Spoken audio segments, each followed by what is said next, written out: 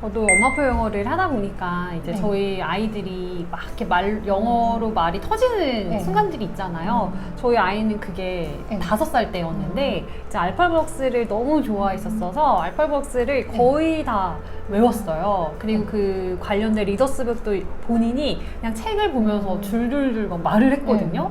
근데 엄마들의 착각은 그걸 보면은 우리 아이가 영어 잘한다라고 생각하는 것 같아요. 저는 네. 그때 저도 잘 몰랐을 때라서 "헉, 우리 아이가 영어 되게 잘하는구나 라고 생각을 했는데 근데 진짜 제가 이제 그때 있었던 맹점은 우리 아이의 5살에 딱 모국어 수준만큼만 할 수 있는 거고 네. 그냥 그 이상의 영어는 아이가 외운 거였더라고요.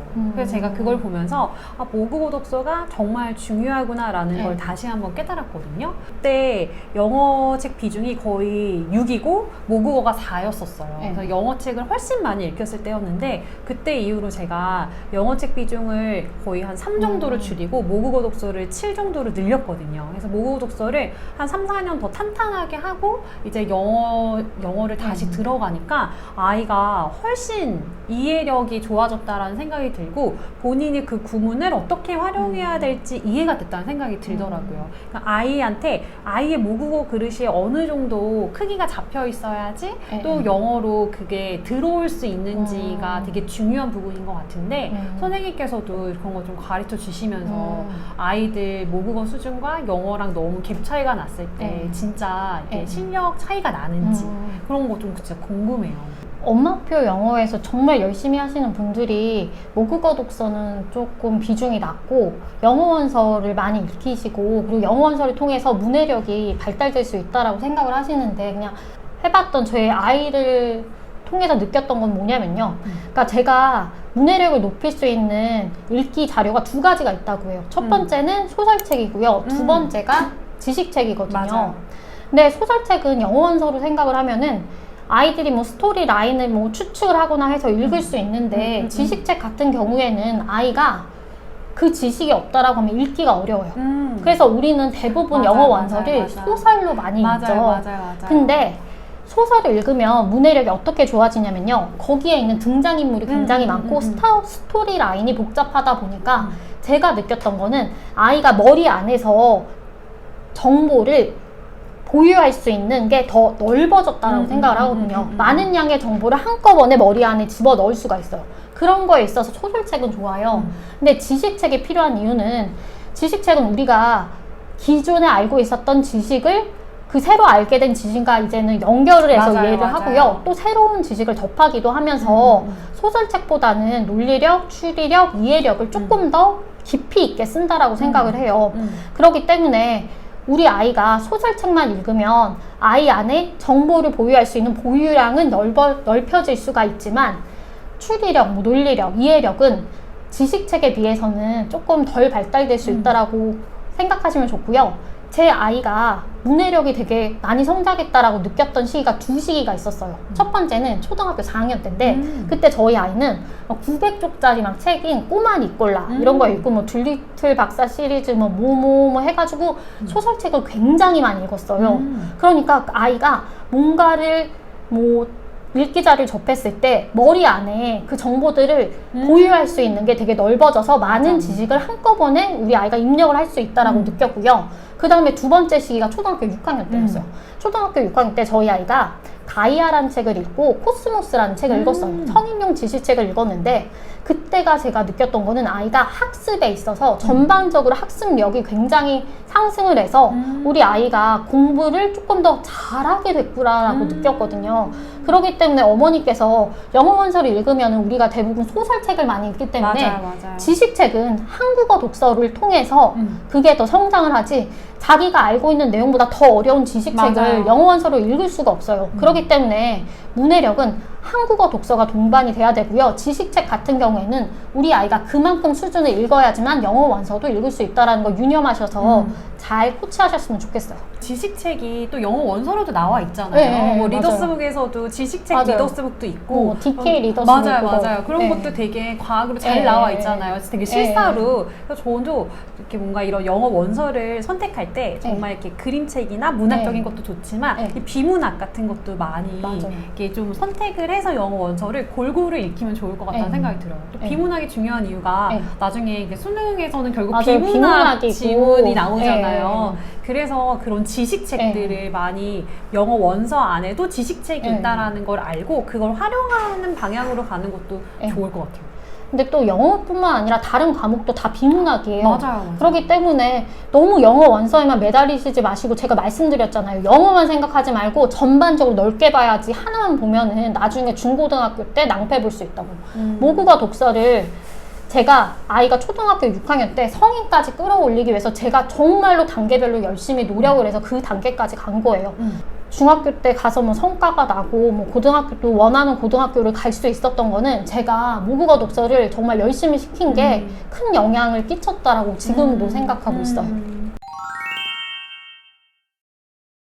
저희 아이가 한 5학년, 6학년 정도 됐을 때 우선 지금 그 문법을 잘 하기 위해서 국어와 한자를 저는 되게 애쓰고 있거든요. 아이들이랑 같이. 그래서 한 5, 6학년 정도에 시작을 해야겠다라고 생각을 하고 있는데 선생님 생각은 어떠신지 궁금해요.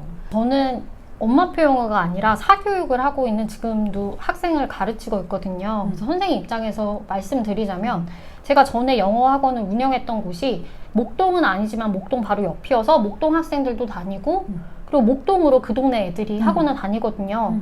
근데 저는 거기서 아이가 뭐 이해력이 좋고 뭐 추론력, 논리력이 좋은 아이라면 초등학교 2학년 때부터 문법 시작했고요. 대부분의 학생들이 초등학교 3학년부터 문법을 시작을 해서 초등학교 뭐 4, 5학년 때 끝나는 아이도 있고 한 5학년 정도에 끝나는 아이도 있고 6학년 정도에 끝나는 아이도 있어요. 근데 그게 끝난 게 아니에요. 다시 돌려야 돼요.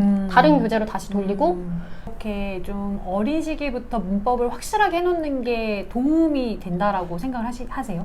영어만 생각을 하면 안 돼요.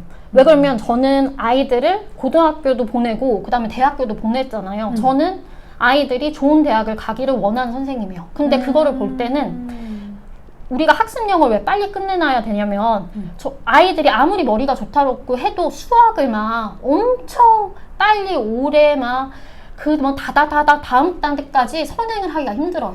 아이가 선행을 하기에 쉬운 과목은 영어이기 때문에 영어를 웬만하면 뭐 초등학교 6학년 때 끝내면 좋겠지만 그게 안 되면 뭐 중학교 뭐 3학년까지는 끝내고 고등학교 가서는 자기가 미흡한 과목이 있어요. 그러니까 다 모든 과목을 잘하는 뭐 그런 아이도 있겠지만 전천후 같은 아이도 있겠지만 대부분의 아이들은 못하는 과목이 있어요. 그러면 그 과목을 위해서 시간을 투자를 해야지. 그리고 생각을 해봐요.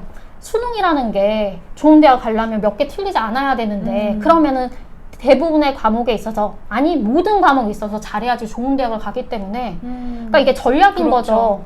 문법은 그냥 일찍 끝내고 영어를 좀 일찍 끝내서 그 뒤에는 다른 과목을 해서 우리 아이가 조금 더 좋은 고등학교에 가고 조금 더 좋은 대학을 보내기 위해서 하는 거고 어머니들께서 영어 따로 다른 과목 따로 뭐 생각을 하시면 절대 안 돼요. 전부 다 전반적으로 맞아요. 봐서 우리 아이의 학습 목표를 영어 목표를 짜야지 예, 그냥 영어만 맞아, 생각을 맞아. 하시면 나중에 중고등학교에 가서 이제 낭패를 볼 수가 있어요. 엄마표 영어가 생각보다 힘들죠. 왜냐하면 꾸준히 해야 되고 매일매일 해야 되고 내가 해서 이렇게 하는 게 맞는지 또 아이가 성과가 제대로 나고 있는지 이런 걸 생각하다 보면 너무 불안해지는데요. 근데 우리 이렇게 한번 생각해봐요. 아이 영어를 중학교 가서 엄마랑 같이 하고 있을 거 아니고 고등학교 가서 같이 하고 있을 거 아니고 대학교 가서 같이 하고 있을 거 아니잖아요. 아이의 엄청 긴 인생 중에 한 12년 정도 이 12년 정도를 엄마가 옆에서 봐줄 수 있는 기간인데요. 아이의 인생에서 12년이라고 하면은 아주 작은 점 같은 기간이잖아요. 근데 이 기간에 우리는 또 엄마표라는 영어로 아이와 함께 추억을 쌓는 거예요. 저는 이 추억을 나중에 아이가 성인이 됐을 때 엄마랑 자주 꺼내볼 수 있을 거라고 생각하고 또 믿고 있거든요. 그래서 엄마표 영어가 힘든 건 당연한 거예요. 힘들기 때문에 가치 있는 거라는 생각이 들어요. 저도 지금 아이들이 어리기 때문에 한창 엄마표 영어를 하고 있는데요. 저도 매번 아이들이랑 추억을 쌓는다는 마음으로 하고 있어요. 뭐 우리 아이 영어 아웃풋이 제대로 나오지 않는다 하더라도 나한테는 우리 아이들이랑 이걸 했던 추억이 남잖아요. 그렇게 생각하시면 조금 마음이 가벼워지지 않을까라는 생각이 들어요. 엄마표 영어라는 게 엄마가 모든 걸 다 코치하는 엄마표 영어도 있는데요. 제가 제 책에서 제시한 방법이 있어요. 소극적 엄마 도움표 영어랑 적극적 엄마 도움표 영어가 있어요. 소극적 엄마 도움표 영어는요, 우리 아이가 학원을 다녀요. 근데 학원을 다녀도 학원마다 추구하는 영어 목표가 다르기 때문에 약간 영역 간의 불균형이 있을 수 있고요. 부족한 영역이 있어요. 그런 경우 엄마가 도움을 주시면요, 아이가 영어가 훨씬 더 향상될 수 있고요. 누구가 막 영어 학원 갔는데 레벨이 더 빨리 됐네라고 하는 거는 아마 그 어머니께서 집에서 아이를 좀 더 코치하셨던 영향이 있을 수 있어요. 그러니까 그런 엄마표 영어를 하셔도 되고요. 그리고 또 다른 엄마표 영어는요, 엄마가 모든 걸 다 가르치지 않으셔도 되고요. 엄마가 모든 걸 다 코치하지 않으셔도 돼요. 적극적으로 뭐 화상 영어도 활용해도 되고요. 온라인 인강도 활용해도 되고요. 학원도 활용해도 되고 과외도 활용해도 됩니다. 엄마는요, 뭐가 중요하냐면요, 지속성이 중요한 거예요. 뭐든지 오래 길게 하면은 효과가 나는데 중간에 포기하니까 그게 효과가 나지 않는 거기 때문에 우리 어머니는 어떻게든 오랫동안 우리 아이가 엄마표 영어를 할 수 있게끔 그거를 신경을 써주시고요. 내가 능력이 없는 거는 정말 할 수가 없고요. 내 마음이 불편하면요, 엄마표 영어를 미루게 돼서 결국 하지 못하게 돼요. 그러니까 엄마 마음은 조금 더 편하게 외부의 도움을 받는 것도 생각하셨으면 좋겠습니다.